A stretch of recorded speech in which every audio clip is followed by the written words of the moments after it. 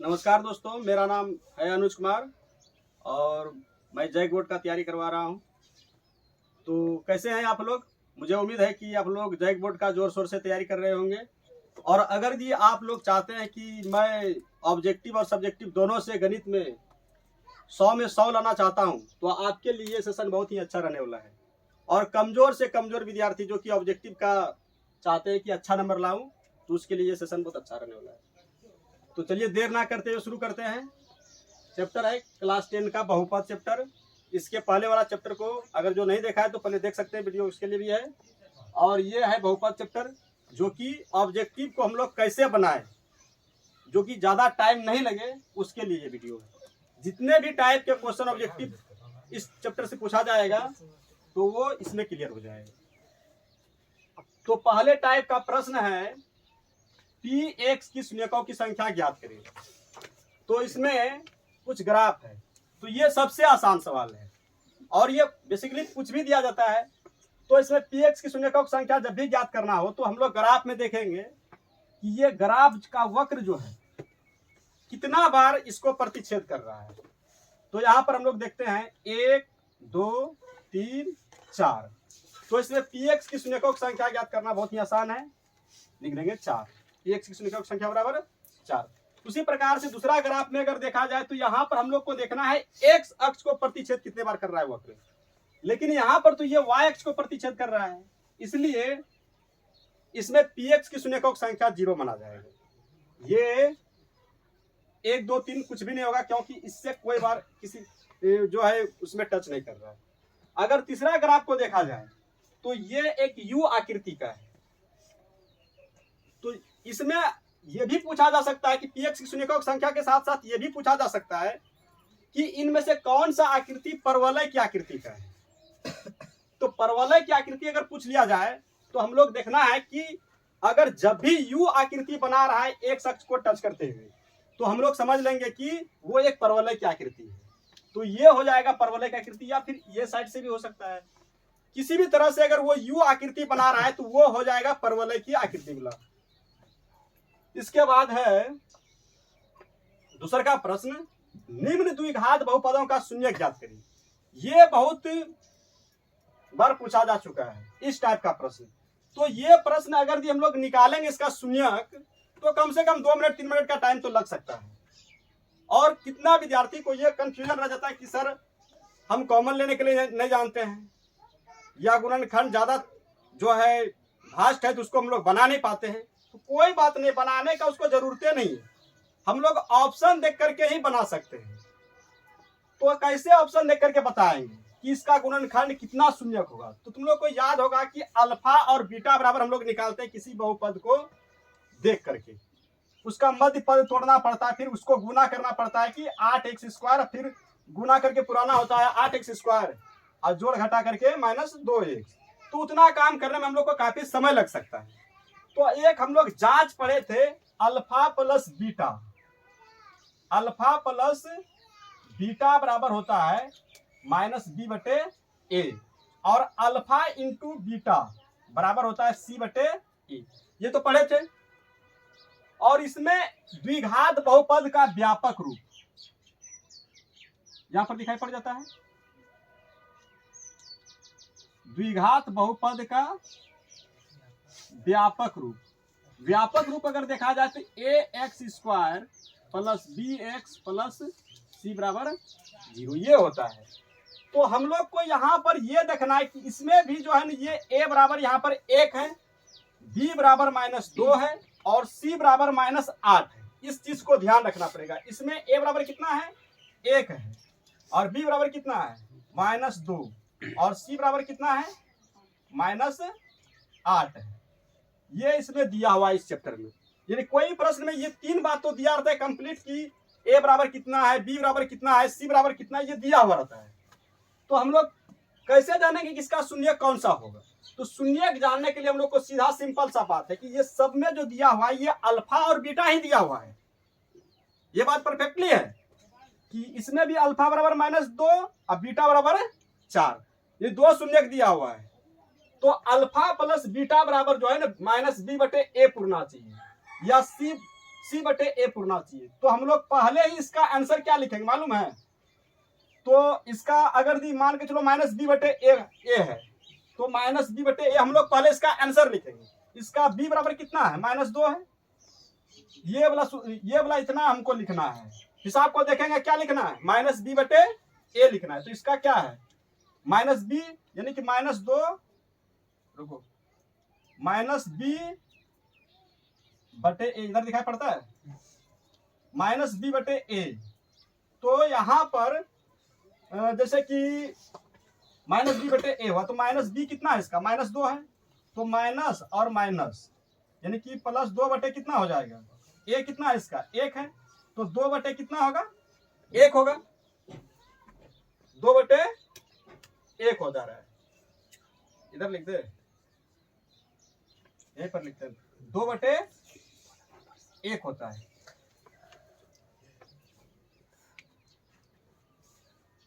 यहाँ दिखाई पड़ रहा है? यहाँ पे हाँ। तो ये 2 बटे कितना हो जाएगा? 1 हो जाएगा। तो 2 बटे 1 जो होगा, तो ध्यान दो 2 बटे 1 होने पर क्या है कि 2 बटे जब 1 हो जाएगा इसका, ये माइनस माइनस प्लस, ये हमको सूत्र से ही लिखना है। 2 बटे 1 हुआ ना, तो 2 बटे 1 जो हो रहा है, तो इसमें हमको देखना है चेक करके कि किसको किसको जोड़ेंगे, जो कि मेरा आंसर 2 आ जाएगा, 2 बटे 1 हो जाएगा। किसको किसको जोड़ेंगे? तो ये इसको जोड़ के देखते हैं। -2 + 4 को जोड़ेंगे तो कितना हो रहा है? पहला ही ऑप्शन क्या आ रहा है? 2 आ रहा है। इसको जोड़ के देखते हैं। 4 3 7, ये तो गलत है। 5 2 7, ये भी गलत है। 6 2 8, ये गलत है। अब पहला ऑप्शन को अगर हम लोग जोड़ रहे थे तो क्या हो रहा था? ये -2 + 4 को जोड़ रहे थे, क्या आ रहा था? 2 आ रहा था। तो अल्फा प्लस बीटा बराबर क्या होता है? -b बटे ए। हम लोग क्या लिखे थे? पहले इस सूत्र में लिख देते -b बटे ए लिखे थे। तो -b बटे ए जो लिखे, तो इसमें इसका जो है ना, हम लोग क्या किए कि ये दोनों शून्यक दिया था, शून्यकों का योगफल बराबर दिया था, अल्फा और बीटा दिया था ये मान। तो दोनों को हम लोग को जोड़ करके देखना है कि इसका -2 बटे 1 के बराबर पुरता है कि नहीं। ये तो प्लस में पहले से -b बटे ए था, तो माइनस माइनस क्या हो गया? प्लस 2 बटे 1 हुआ। इसका b बराबर कितना था? -2 था। और a बराबर कितना था? 1 था। यहाँ x² के साथ में 1 जुड़ा हुआ है, तो ये हो गया -b बटे ए, यानी 2 बटे 1 पुराना था जोड़ करके। तो इसके नीचे यहाँ जैसे ही जोड़े पहला नंबर में, तो 2 आ गया। तो इसके नीचे में भी क्या छिपा हुआ है? 1 छिपा हुआ है। तो हम लोग को उतना काम करने के लिए नहीं जाना है। सीधा गुणनखंड निकालने में क्या करना है कि सीधा जो है ना, इसका -b बटे ए लिखेंगे, डायरेक्ट यही लिखना है एकदम, और इसका एकदम विचलका को चुनना है। या फिर गुना करके देखेंगे कि मेरा जो है ना c बटे ए पूरा है कि नहीं। 4 दूनी 8, तो इसका दिया हुआ है, यानी कि 8 बटे -8 बटे कितना? 1 पूरा है कि नहीं। तो इसको गुना करके देखो, 4 दूनी 8, -8 पूरा है, गुना करके पूरा है ना। तो -8 है। किसी भी संख्या के नीचे में क्या होता है? पहले से 1 छिपा हुआ रहता है। तो हम लोग को गुणनखंड निकालने की जरूरत नहीं। जैसे ही ऑप्शन दिया है ना, फटाक से जाएंगे उसका तो -b बटे ए लिखेंगे, अच्छा करके देखेंगे कौन ठो में जोड़ करके पूरा रहा है। ठीक है, जोड़ के जैसे ही पूरा, बस फटाक से टिक मार देंगे उसमें। गुणनखंड निकालने की जरूरत है। अब जो है ना, बिना गुणनखंड निकाले भी हम लोग जो है आसानी से उसको बना सकते हैं। अब दूसरा का हिसाब ये चैप्टर का ही लिया हुआ है, इसमें भी चेक करते हैं। इसको सीधा करके लिख देते हैं। ये bx वाला जो है ना पहले होना चाहिए, तो इसको -7x और -3 ये है। इसमें अगर हम लोग देखें तो -b बटे ए, तो -b बटे ए कितना है इसका? -b बटे ए पुराना है, तो -b पहले से माइनस है इसमें, ये भी माइनस हो जाएगा। और ए कितना है? ए के रूप में इसका कितना बता तो? 6 है। 7 बटे 6 हो जाएगा। हमको पुराना क्या है? 7 बटे 6 पुराना। तो 7 बटे 6 पुराने के लिए हम लोग क्या करेंगे? जोड़ के देखेंगे सब। तो इसका अल्फा बीटा दिया हुआ है ना मान। हमको पुराना कितना है? 7 बटे 6। ये तो बटे में आने वाला नहीं, इसको तो देखते ही काट देना है। ये भी बटे में आने वाला नहीं है, बटे में आने वाला 2 गो है ना। इसका लघुत्तम देखो कितना आ रहा है, नीचे में 3 दूनी 6 आ रहा है। इसका लघुत्तम कितना आएगा? 2 आ रहा है। इसको भी देखते काट देंगे, क्योंकि 2 वाला तो होगा नहीं। हमको पुराना कितना 6 बोला। अब इसको जोड़ के देखो, -1/3 और 3/2, ये कितना हो जाएगा लघुत्तम इसका 6 हो जाएगा। और ऊपर में -3 दूनी 6, -2 और 2 तिया 6, 3 तिया 9, तो कितना हो जाएगा 7/6 पूरा पूरी गया ना। तो ये सी नंबर इसका ऑप्शन क्या हो जाएगा। मतलब एग्जाम में इतना काम तो हम थोड़ी हमको देखना है कि अरे 6 पूरा ये होबे करेगा। ये जब 3 को गलत है तो चौथा तीसरा ही सही होगा, है कि नहीं। तो इस प्रकार से देख करके हम लोग को गुणनखंड निकालने की जरूरत पड़ा। नहीं तो होता क्या, मध्य पद तोड़ते फिर कॉमन लेते। अगर माइनस प्लस में अगर गलती हो गया तो गया काम से हिसाब। अब प्रश्न है कितने नंबर का, 1 नंबर का। 1 नंबर की तरफ यह काम करो, इसमें ज्यादा हम लोग को दिमाग लगाने की जरूरत क्यों है। हाँ, ये अगर पूछा जाए 2 नंबर में या 3 नंबर में तो उसके लिए है उपाय, उसके लिए भी है। लेकिन वो हम सब्जेक्टिव में बताएंगे कि कहाँ कहाँ से 2 नंबर का, कहाँ कहाँ से 3 नंबर का पूछा जाएगा, तो फिर उसके लिए करेंगे। इसमें देखते हैं। लेकिन एक बात का ध्यान रखना कि ax² bx और c जो होता है इसको पहचानना बहुत जरूरी है। इसमें a जितना जो होता है वो x² वाला माना जाता है उसको a, अब b वाला जो माना जाता है उसके साथ में x जुड़ा हुआ रहना चाहिए, उसको हम b। अगर ये 3 को इधर कर देगा तो इसको हम लोग b नहीं मान सकते हैं।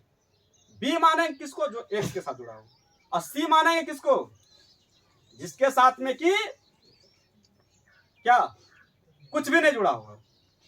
अब इसमें देखो, अब तो इस हिसाब में बहुत सारा विद्यार्थी कंफ्यूज कर जाता है कि अरे इसमें तो सर बोले थे कि व्यापक रूप ax² bx + c होता है, तो ये द्विघात बहुपद तो है, तो इसमें तो bx है ही नहीं है, इसको कैसे जांच करेंगे।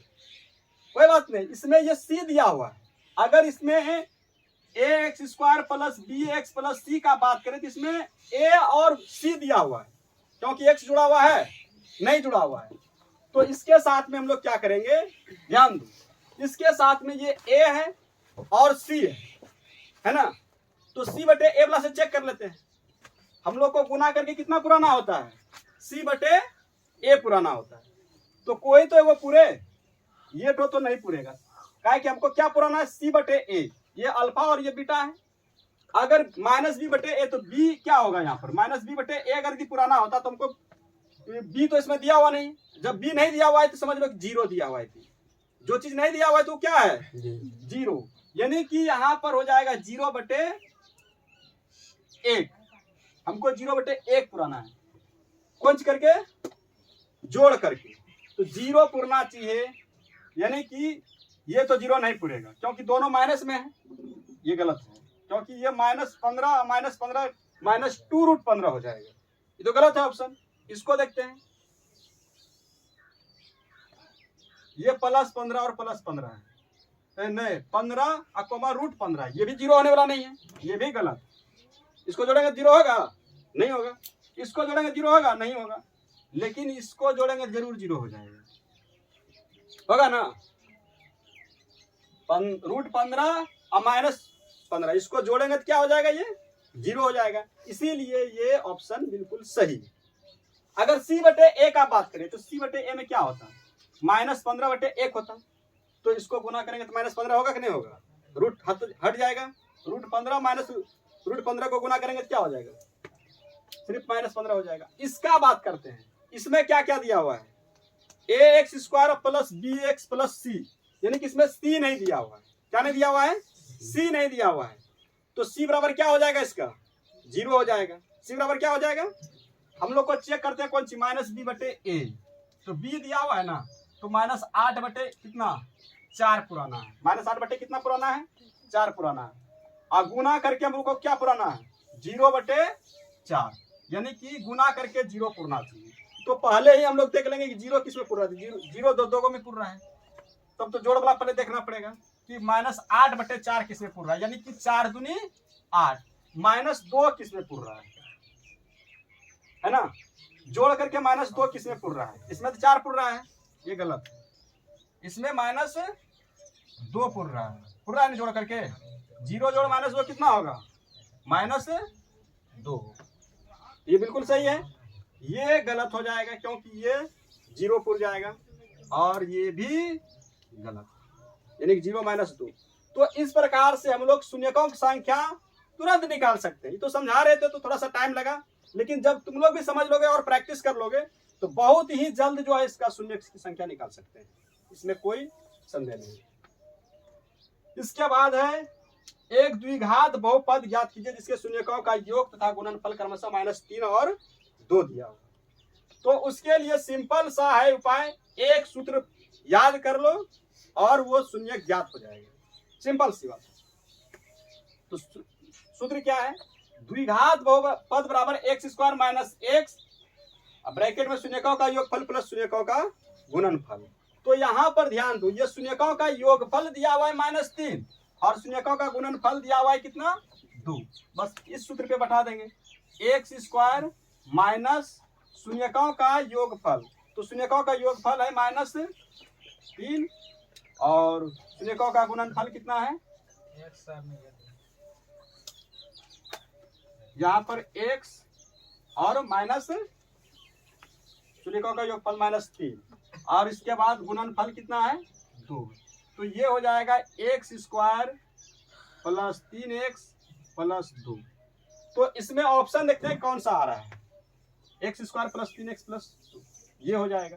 तो ये सूत्र पे बैठा के कर सकते हैं। किसी किसी में ऐसा होता है कि वो बटे में आ जाता है, तो जैसे ही बटे में अगर आए तो इधर 0 लगा देना और बराबर कर देना, फिर ये निचल का जो है ना एलसीएम 0 से गुना हो जाएगा तो बहुपद निकल जाएगा। किसी किसी में बटे वाला आता है ना, तो उसका हम लोग एलसीएम निकाल करके क्या करते हैं कि 0 से गुना कर देते हैं तो वो बहुपद बराबर निकल जाता है। क्या कोई दिक्कत इसमें? इसके बाद आ रहा है ये भैया, इसमें भाग मतलब देने पर शेषफल ज्ञात करना है। इस कैटेगरी का भी प्रश्न दिया जा सकता है ऑब्जेक्टिव में, ऐसा नहीं है कि ये 3 नंबर में ही दिया जाएगा, लेकिन नॉर्मल भाग को दिया जा सकता है, छोटा मोटा भाग को दिया जा सकता है जो कि जल्दीबाजी में बन जाए। तो इसमें ये नहीं कहा जा रहा है कि भागफल ज्ञात करें, इसमें यह कहा जा रहा है कि शेष फल ज्ञात करें। तो शेष फल ज्ञात करने के लिए हम लोग क्या करेंगे कि जो शेष है उसको, जैसे कि यहाँ पर x बराबर -1 है, तो इसमें हम लोग मान रख के देखेंगे। तो x -1 बराबर 0 है ना, तो x बराबर 1 का मान इसमें रखेंगे, इसमें मान रखेंगे। तो x बराबर +1 का मान रखना बहुत ही आसान है। हम लोग क्या करेंगे कि प्लस वाला को जोड़ देंगे और माइनस वाला को जोड़ करके माइनस कर देंगे। जैसे कि यहाँ पर है ये प्लस वाला है 4x/4, ये भी प्लस में है और ये भी प्लस में है, तो ये सभी प्लस को एक जगह इकट्ठा कर देंगे। कितना हो जाएगा, 4 2 6 और 1 7। अब माइनस वाला को जोड़ते हैं एक जगह, -3 और -7, ये दोनों को जोड़ेंगे कितना हो जाएगा, 7 3 10। तो ये दोनों को जोड़ेंगे तो ये -10 हो गया, और इसके बाद जो है इसका अंतर करेंगे तो ये हो जाएगा -3। तो ये हो जाएगा इसका बी नंबर का ऑप्शन। इस प्रकार से और सब भी भाग एक बार पूछा गया था कि जैसे इस प्रकार से था,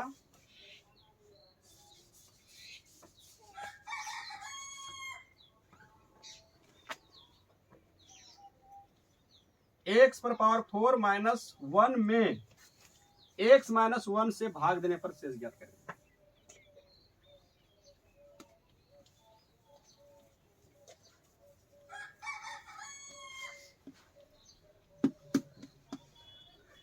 तो इसमें अगर x -1 से, बहुत सारा विद्यार्थी इसमें कंफ्यूज कर गए थे कि कितना इसका शेषफल आएगा नहीं आएगा।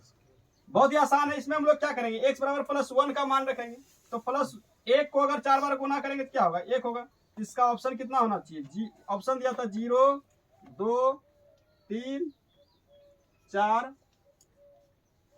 और 5, तो इसका क्या हो जाएगा, 0 हो जाएगा, क्योंकि 1 में घटेगा 1 तो क्या हो जाएगा, 0 हो जाएगा। तो अगले चैप्टर में हम लोग समझेंगे समीकरण चैप्टर को, जो कि ऑब्जेक्टिव ट्रिक के साथ उसको भी बताएंगे।